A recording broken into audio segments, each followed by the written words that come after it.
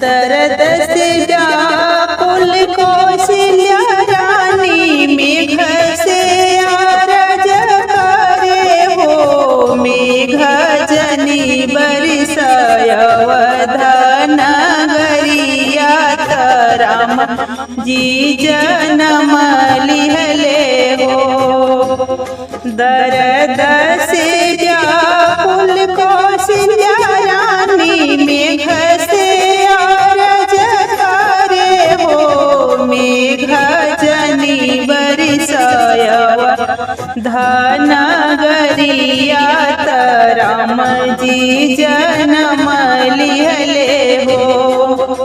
के कर भिजेला चुंदरिया के कर पिया भिजे हो। ललना के कर भिजेला मुकुटवा राम जी जन्म लिहले हो। ललना के कर भिजेला मुकुटवा राम जी जन्म लिहले हो। के कई के भिजेला चुंदरिया कौशल्या के पिया भिजे हो। ललना दशरथ के भिजेला मुकुटवा राम जी जन्म लिहले हो। के कई के भिजेला चुंदरिया कौशल्या के पिया भिजे हो। ललना दशरथ के भिजेला मुकुटवा राम जी जन्म लिहले हो। भिजता भिजत राजा दशरथ बधैया के बोलावेले हो।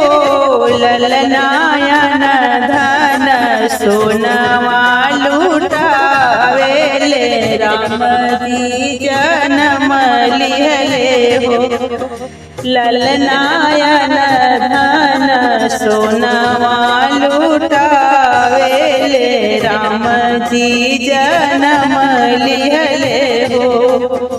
भिजता भिजत राजा दशरथ बधैया के बोलावेले हो। ललनायन धन सोनवा लुटावेले राम जी जन्म लिहले हो। दर्द से व्याकुल कौशल्या रानी मेघ से आरज करे हो।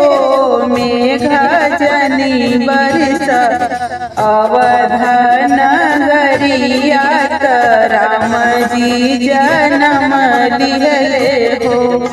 मेघ जनी बरस अवध नगरिया राम जी जन्म लिहले हो।